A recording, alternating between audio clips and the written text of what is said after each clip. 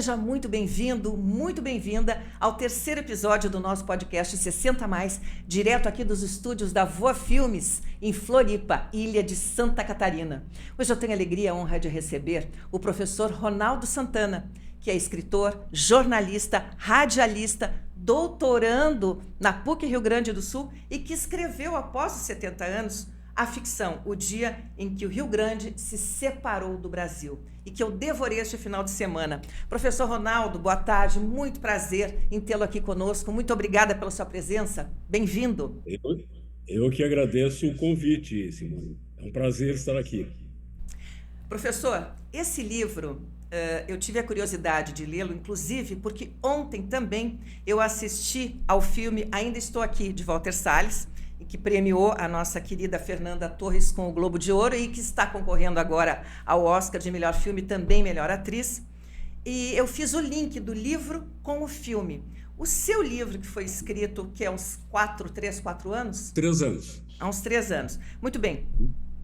O Estádio Beira-Rio, em Porto Alegre, ele foi cenário principal onde se desenrola essa trama, que é uma trama adaptada nos anos de chumbo, nos anos da ditadura militar, precisamente em 1972, né, que começa a desenrolar essa trama. Eu queria, professor, que você falasse um pouco sobre o que motivou escrever esse livro, tendo como pano de fundo a ditadura. Bom, Simone, eu entrei na Federal do Rio Grande do Sul em 1968. Fiz vestibular em 68 e comecei a cursar em 69.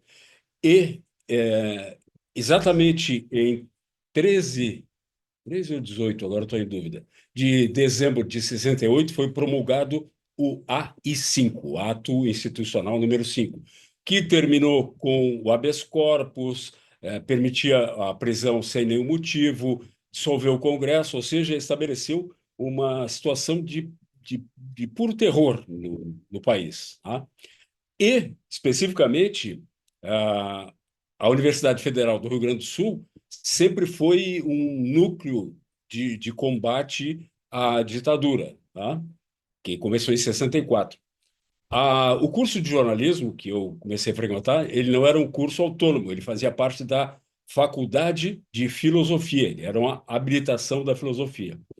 E todos os cursos, então, eram centralizados na reitoria, perto da reitoria da Universidade Federal do Rio Grande do Sul, para quem conhece, é praticamente centro de Porto Alegre, e era um foco digamos, de discussão, de rebelião contra o que estava acontecendo politicamente no país. E, por conta disso, havia uma vigilância muito grande sobre a universidade, né? Principalmente nós, né, da área de humanas, que éramos muito mais politizados. Para você ter uma ideia, Simone, quando eu ingressei na universidade, praticamente não existia nenhum aluno que não tivesse um posicionamento político bem fundamentado. 99% de esquerda.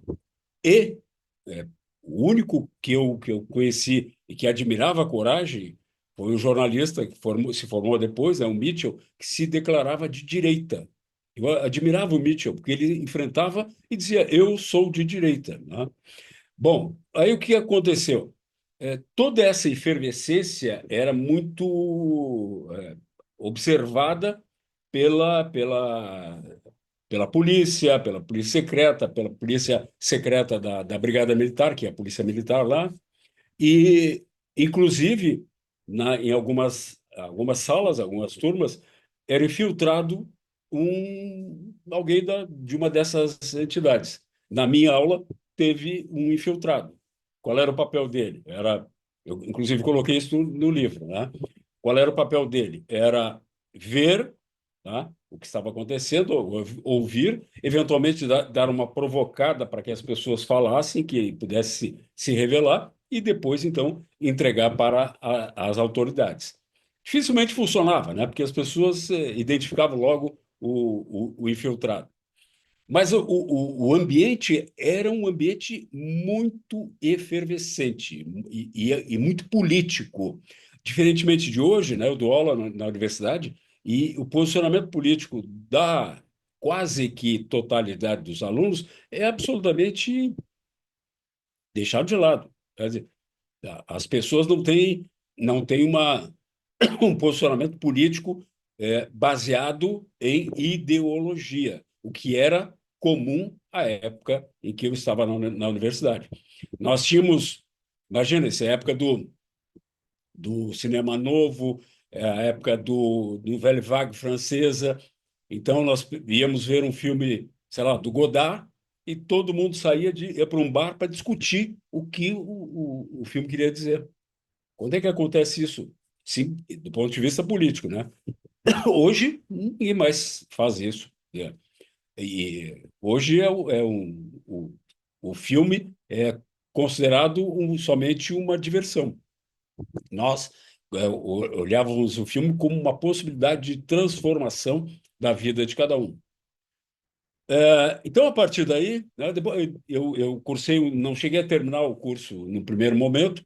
A época era um ano, não tinha semestre, né, como foi depois da reforma universitária. Se cursava um ano, o curso, na verdade, eram 3 anos. Eu cursei um ano, saí, fui me graduar alguns anos depois. E fui trabalhar. E desde essa época, eu fiquei com a ideia. Eu participei de várias situações lá. Por exemplo, que eu conto no livro. A URGS tinha a chamada passeata dos bichos. O que era isso? Cada calouro de cada curso era obrigado a usar durante um determinado tempo um chapéu específico, um chapéu que identificava qual era o curso, tá? Então, a gente olhava, bom, esse cara aqui é da arquitetura, esse é do jornalismo, esse é da medicina. E, num determinado momento, acho que 3 meses depois, se reunia todos os calouros e se fazia a chamada passeata dos bichos, que juntavam todos os calouros, saía em procissão, em cortejo, indo até o centro da cidade.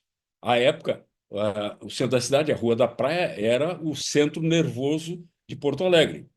Hoje não tem mais, né? Hoje há uma diversificação muito grande nos bairros, mas tudo que acontecia de importante, as grandes lojas, os bancos, todos se situavam no centro da cidade. Então a gente ia para a Rua da Praia, que era a rua mais importante, né?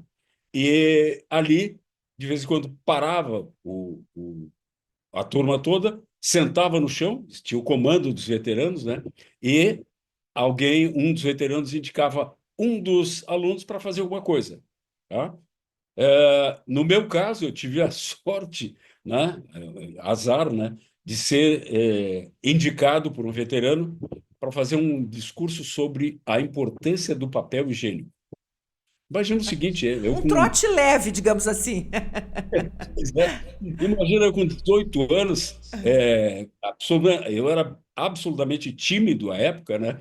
Levantar no meio de centenas de pessoas, todos sentados, e mais o pessoal que estava circulando pela Rua da Praia, e fazer um discurso sobre o papel higiênico. Eu não tenho a menor ideia do que eu falei à época, tá? Menor ideia. Os nervos foram quase estourados. Mas era exatamente isso. Então, houve uma série de situações que eu fui guardando, né, dentro da minha memória do tempo da universidade. Uma outra situação, nós fizemos uma passeata da universidade até o centro da cidade.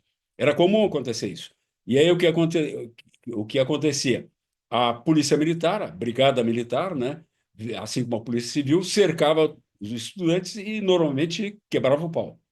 Nesse dia especificamente, nós conseguimos ir recuando até o prédio da Prefeitura Velha de Porto Alegre, que existe até hoje. Nesse, para quem não conhece, tem duas escadarias, de uns 6, 7 degraus, cada uma ladeada por um leão de mármore, né?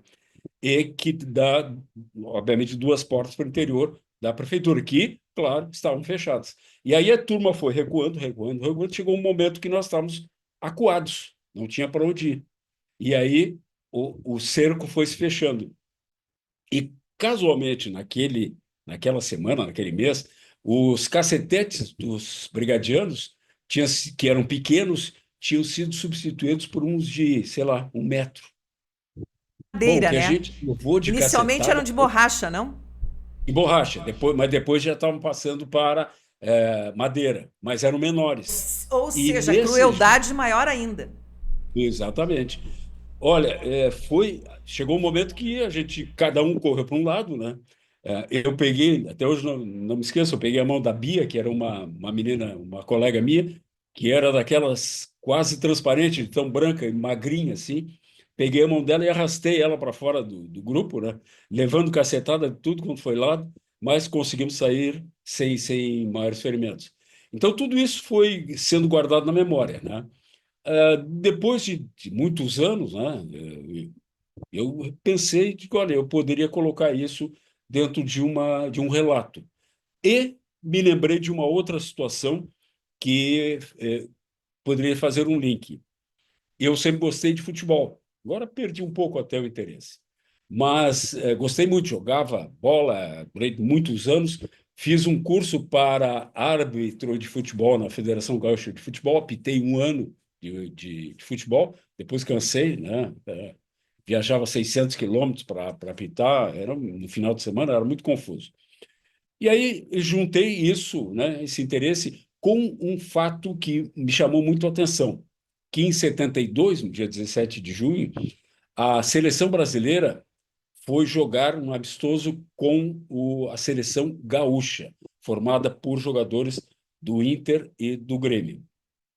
E isso logo depois da Copa de 70. E tinha saído a convocação, se não me engano, para a Copa América, ou não lembro qual era a Copa, e o Everaldo, lateral do Grêmio, que tinha sido titular nos últimos jogos do México, na campanha do Tri, não tinha sido convocado. Se gerou uma revolta no estado. E aí, quando marcaram esse amistoso e a seleção brasileira chegou no Rio Grande do Sul, a, a população, de uma maneira geral, parece que estava recebendo uma seleção argentina. Houve uma revolta contra a seleção, que não tinha nada a ver com isso, né? Na verdade, era o treinador que decidiu não convocar o Everaldo. Porém, aquilo ali se colocou mais ou menos como uma revanche. E o jogo foi um jogo muito pegado, eu vi o jogo. Foi 3-3, mas o combinado Inter e Grêmio, combinado Grenal, jogou de igual para igual com a seleção brasileira, que à época só não tinha o Pelé, tá?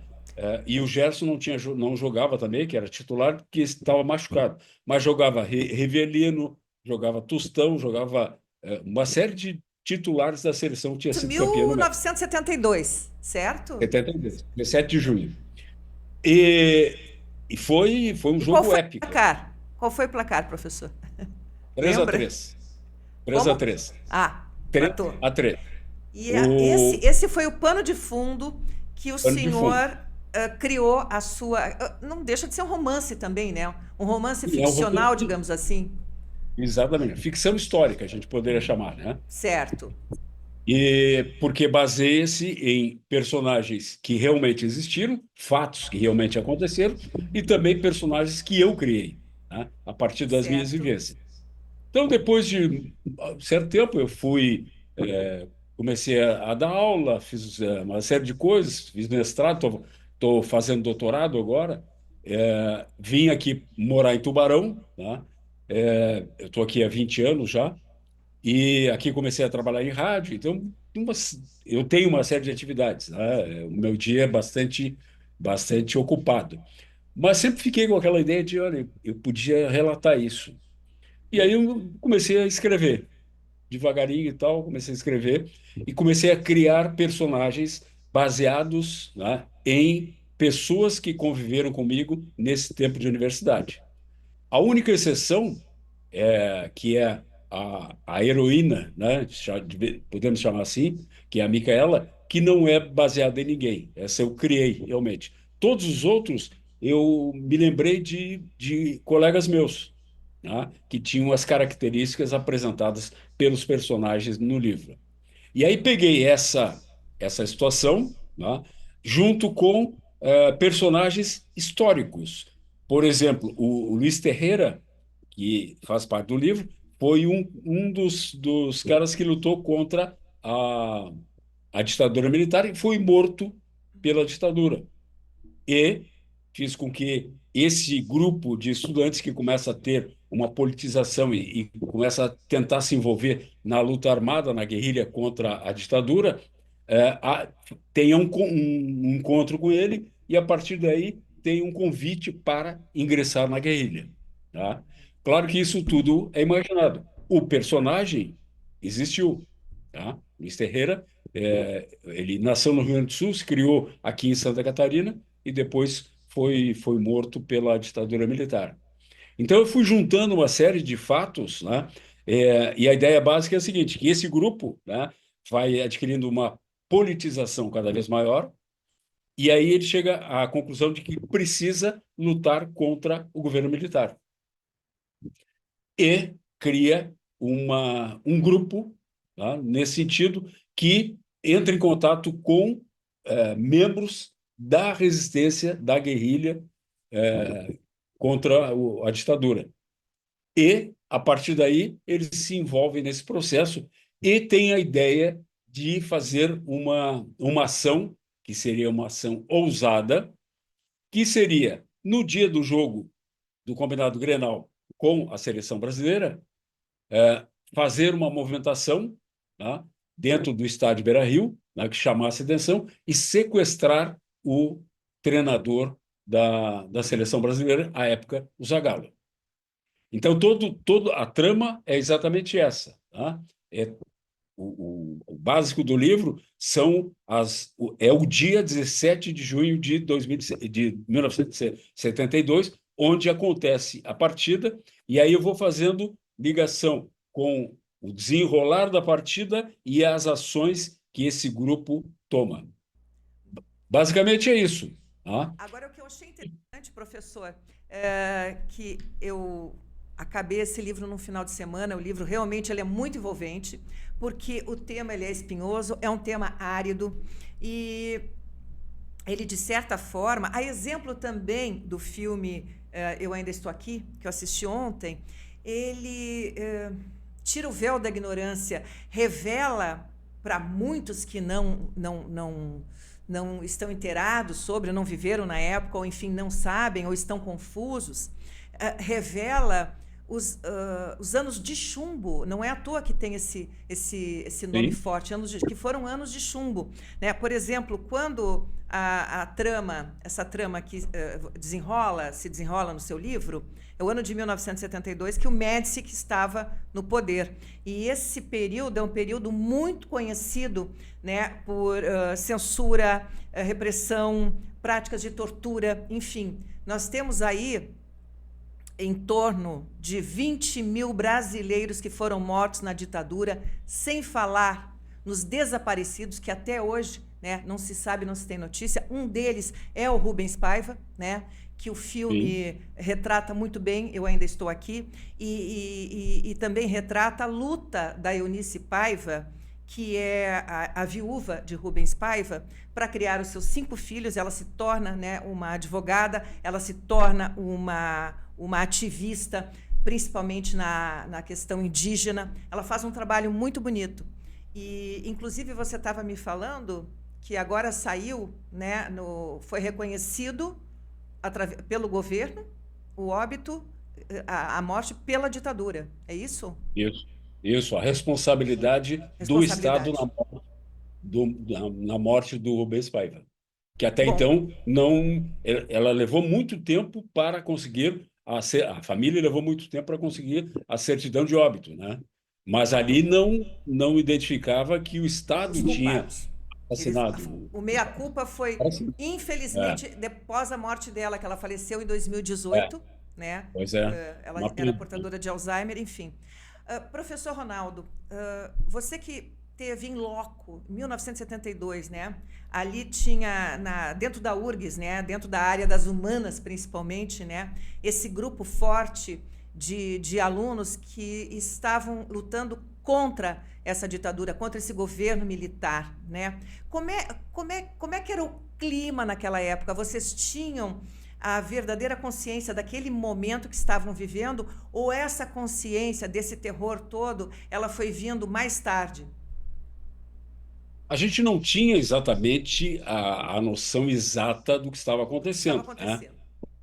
Do que as torturas. Aliás, tem um filme que é bem antigo, mas é interessante, quem quiser conhecer, que é Pra Frente Brasil, do Roberto Uhum. Farias, com o Reginaldo Farias, que mostra exatamente a campanha da seleção brasileira no México, né, onde ganhou o tricampeonato, e o ufanismo que era, né? A música ficou conhecida, 90 milhões em ação, para frente Brasil, do meu coração e tal. A época o Brasil tinha 90 milhões de habitantes.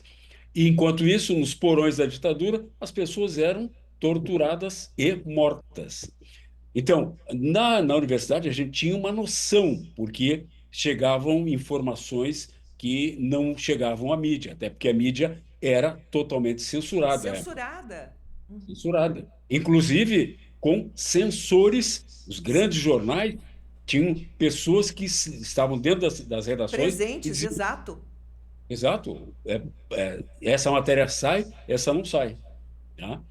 É uma coisa absurda. Deve lembrar, Simone, que durante muitos anos os filmes tinham um certificado de exibição que passava antes da exibição do filme, que tinha um documento dizendo esse filme é autorizado. Exato, eu lembro disso. Qualquer Tristes. coisa, qualquer coisa tinha que ter esse certificado de Exato. liberação da cultura, inclusive música, inclusive livro. Para ilustrar, para você que está nos acompanhando, para ter uma ideia, nós tivemos 5 presidentes militares na ditadura. De 64 a 67, tivemos Castelo Branco. De 67 a 69, Costa e Silva. Médici, 69 a 74.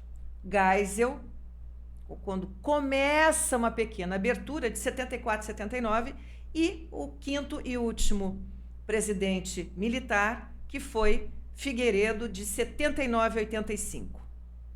Lembrando, né, professor, que em 86 nós tivemos o primeiro presidente civil, né, após a ditadura militar, que foi Tancredo, que infelizmente vem a falecer, um pouco antes de tomar posse, de diverticulite, assumindo então seu vice Sarney, né? E Simplesmente.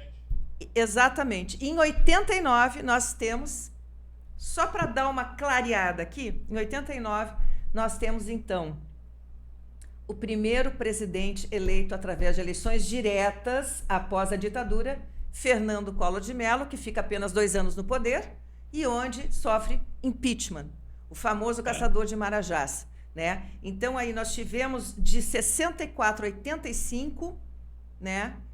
Que 64 é justamente 21 o ano anos. do meu nascimento, esses anos de chumbo.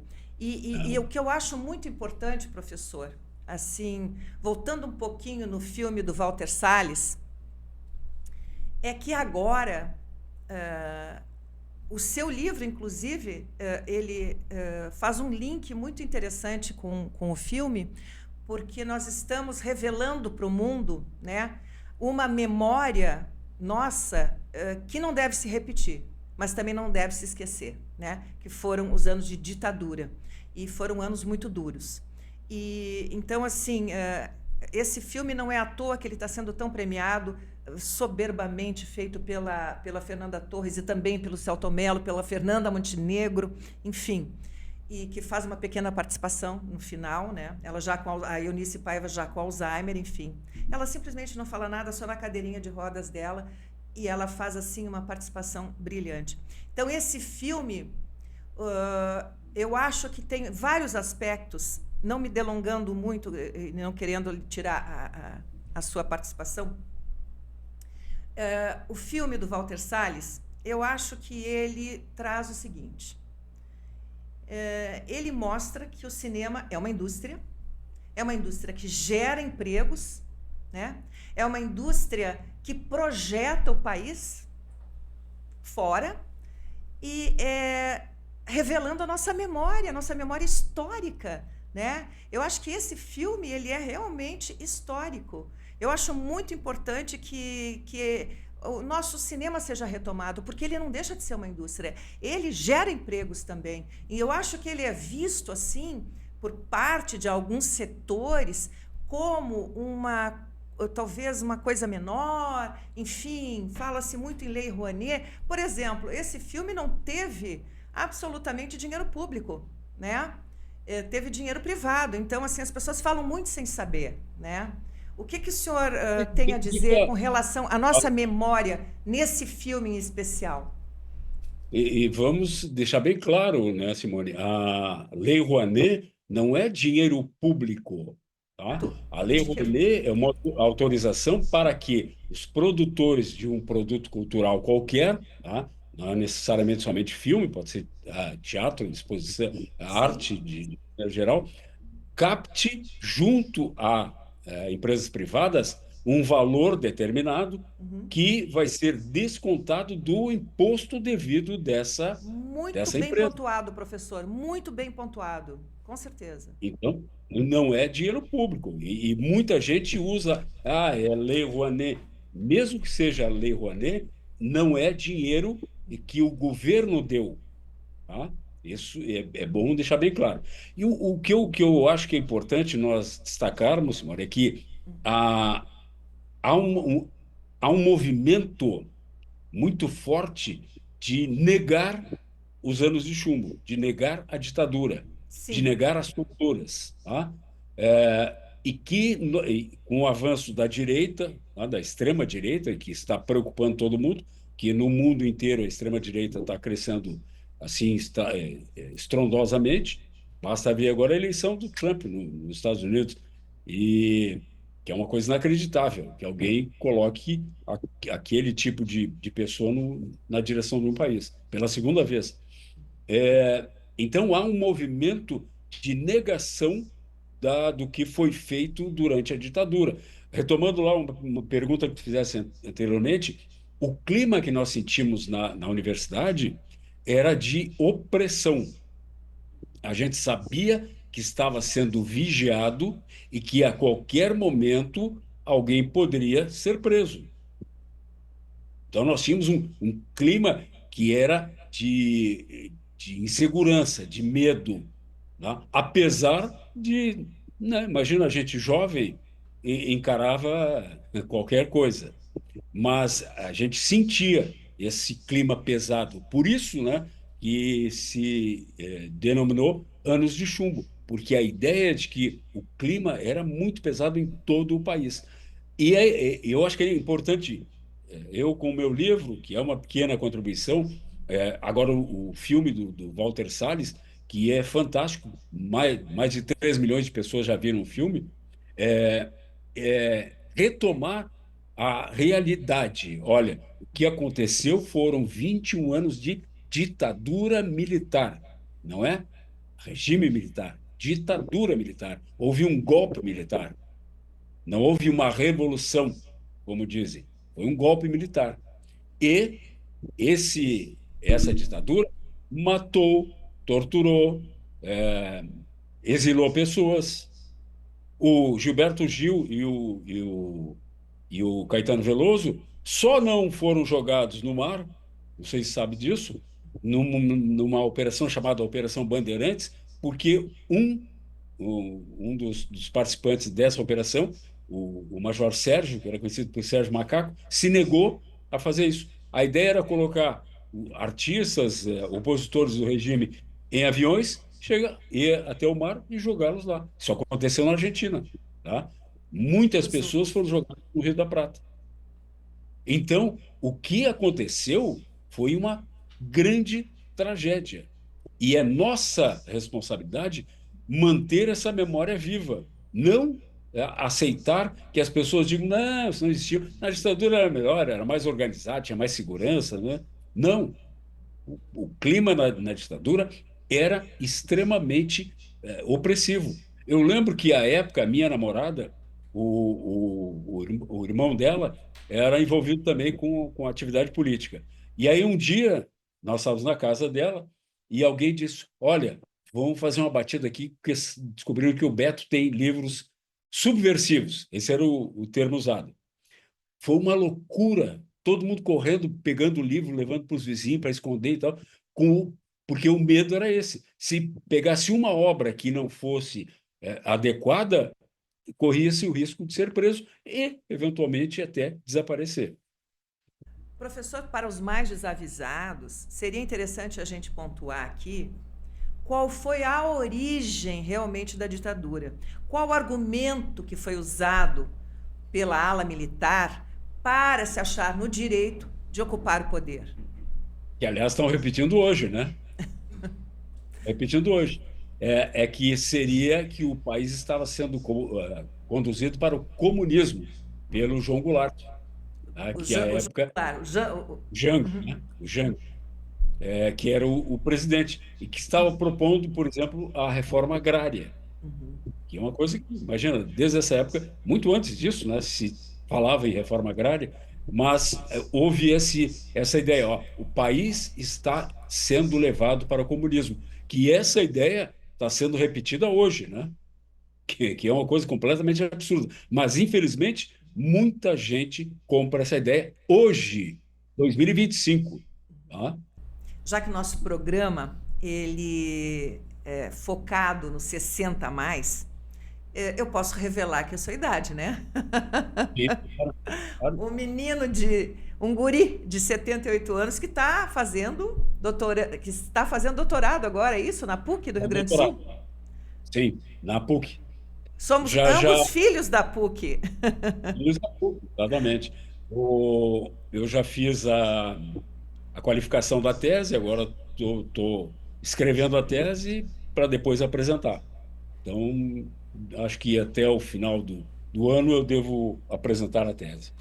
A tese eu trato sobre a jornada do herói, mas vinculada à política. Tá? Eu faço uma avaliação dos discursos de Lula e Bolsonaro na eleição de 2022, tá?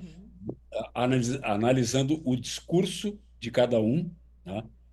Sob o aspecto da vilanização, ou seja, cada um tentando transformar o outro em vilão. Essa é basicamente a ideia central da tese. Essa tese vai virar livro? Pois é, não pensei ainda até, de repente, Interessante. Olha, a julgar pelo sua ficção, romance político, eu devorei o Uhum. seu livro, porque é um assunto árido, espinhoso. No alto dos seus 78 anos. Bom, você é radialista, jornalista, professor universitário, escritor, cronista eventual, enfim, você atribui a todas essas suas atividades, a sua longevidade e a sua saúde física e mental? Eu tenho uma, digamos, uma sorte que a minha genética é relativamente boa, né? Ajuda. Ajuda. Mas eu tenho uma ideia assim, ó, que não dá para ficar parado, sabe? A gente tem que ter atividade. Então, uma das coisas que eu procuro sempre eu tenho atividades hoje, por exemplo, estou substituindo um colega da rádio que faz o programa às 6:30 da manhã. Então, ele está de férias, eu estou fazendo o programa, entro no ar às 6:30 da manhã, vou até às 10. É bem puxado, né? E Puxado. quanto mais velho, pior. O corpo, quer a gente queira ou não, sente. Mas, ao mesmo tempo, eu tenho a sorte também de fazer exatamente o que eu gosto. Então, não é, entre aspas, eu não trabalho, tá? Eu faço uma coisa que me dá prazer. Isso é maravilhoso. Sendo dando aulas, sendo trabalhando no rádio, sendo trabalhando na tese, sabe? São coisas que me dão extremo prazer. E eu me considero muito sortudo, porque nessa idade eu consigo ainda trabalhar, né? Porque tem muita gente que já não consegue mais, e trabalhar numa coisa que, para mim, é extremamente prazerosa. Eu acho Isso é que uma isso é bênção. fundamental. Eu acho Uma que benção. isso, fazer o que se gosta, é estar vivendo, estar vivo, né? Você prolonga a sua vida, mas de uma forma saudável, né? E fazendo todas essas atividades, o professor tem tempo para ter algum hobby? Na verdade, o meu hobby sempre foi leitura e cinema, tá? Eu sou muito, devo ter em casa aqui eu estou no meu escritório, mas na sala eu devo ter uns, sei lá, 400, 500 DVDs, que são os que eu fui selecionando, os filmes que eu gosto, né? Que eu fui selecionando no decorrer dos anos. Eu atualmente não vou muito ao cinema, tá? Eu prefiro pegar depois o streaming, porque hoje eu sempre tive o cinema como um ritual, tá? A gente, à época, se arrumava, botava uma roupinha melhor, ia até o cinema, comprava a entrada, entrava, sentava numa sala enorme com outras pessoas, escurecia-se essa sala, acendia-se a tela e a gente se projetava no filme. E todos ficavam em silêncio. Dificilmente tinha alguma manifestação durante o filme. E esse depois era comentado na saída. Hoje não.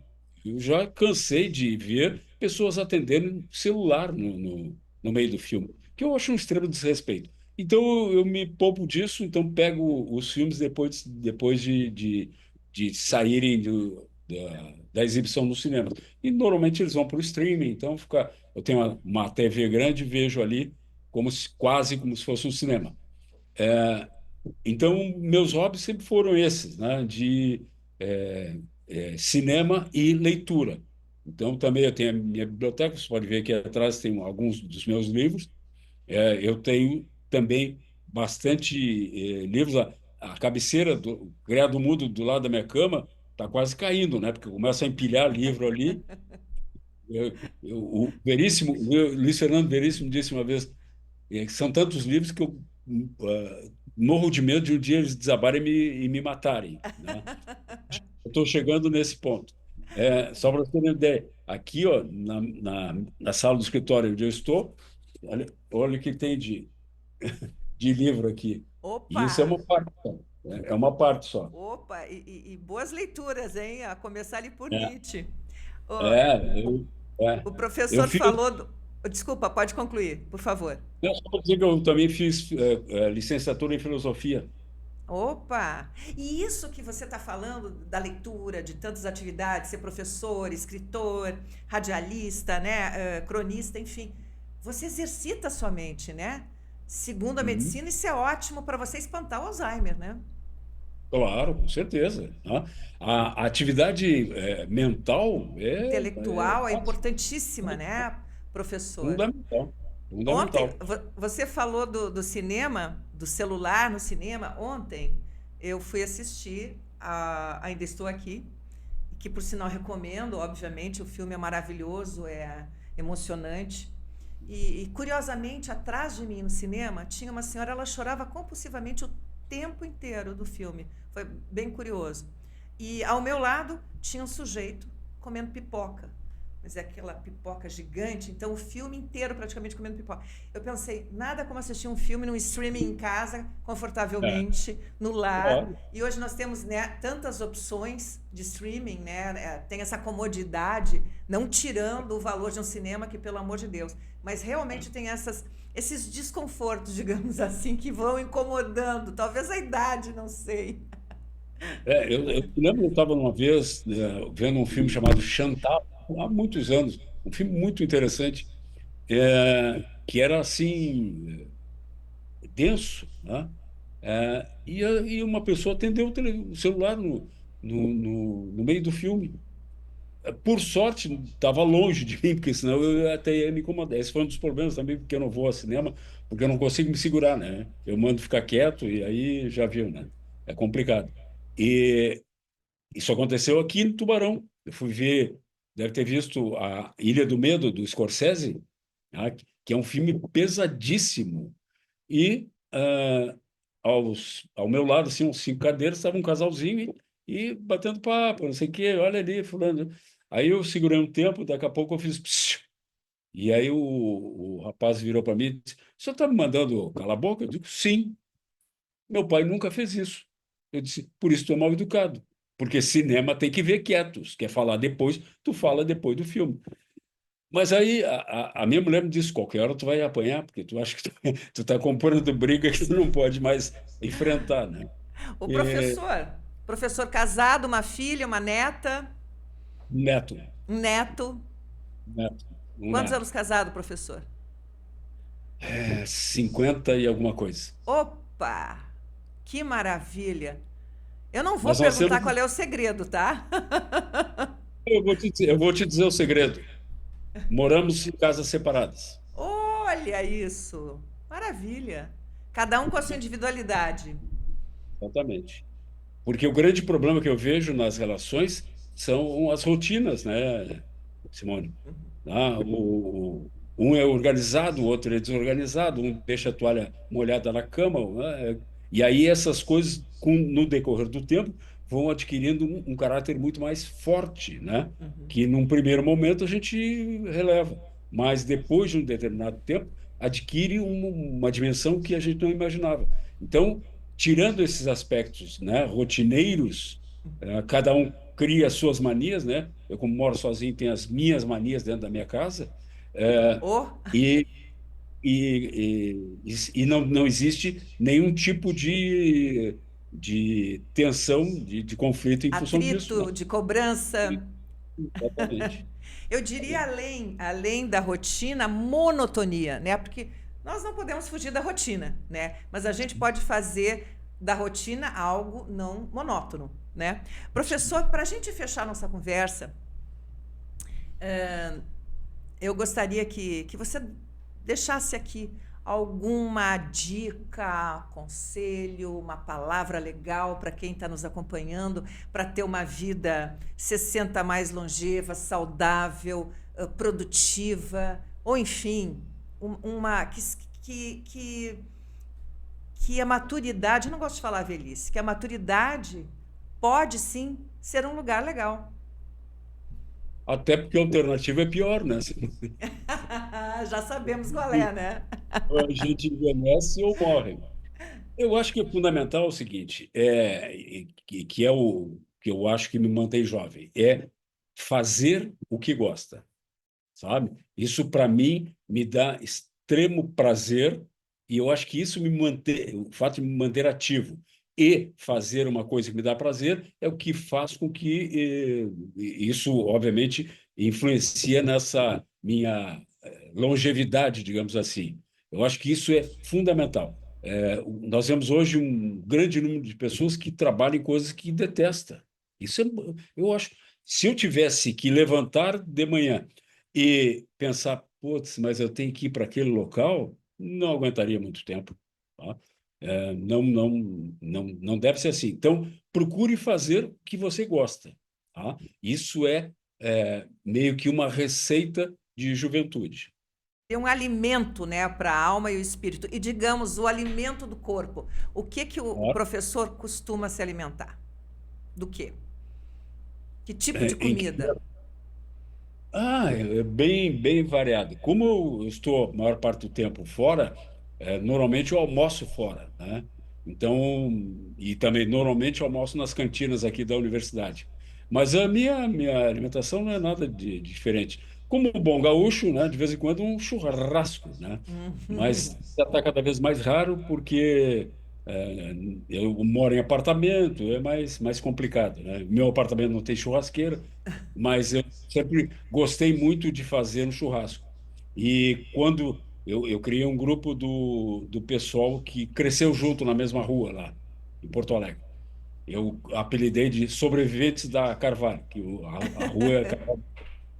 E aí, a cada 3, 4 meses, a gente se reúne, né? Eu marco um dia, a gente se reúne. Eu tenho um irmão que mora em São Paulo, vem também, e a gente faz normalmente um churrasco, alguma coisa nesse sentido, e bate papo, né? Falando exatamente sobre a nossa juventude, até a infância, porque alguns a gente conhece desde pequeno. E eu acho que também isso é algo que dá uma renovada nas baterias da gente, né? Essas relações sociais, essas amizades, né, construídas ao longo de toda uma vida, isso é muito É, bacana. Isso, muito. inclusive, é cientificamente comprovado. né, que a pessoa que nutre boas amizades, ela é mais saudável, ela é mais feliz e ela é mais longeva. Professor, quero lhe agradecer, muito obrigada pelo seu tempo aqui conosco, pela sua generosidade, muito grata pelo seu livro que eu amei, O Dia em que o Rio Grande se separou do Brasil, de Ronaldo Santana, recomendo, com estrelinha. Professor, até uma próxima oportunidade, muito obrigada pela sua presença, saúde! É o que a gente precisa. Agradeço muito, Simone, e me coloco à disposição sempre que precisar. Um abraço. Um abraço forte. E para você, muito obrigada também por ter nos acompanhado até aqui no nosso terceiro episódio do podcast 60 Mais. Aguardo você no quarto episódio. Forte abraço, saúde para você também.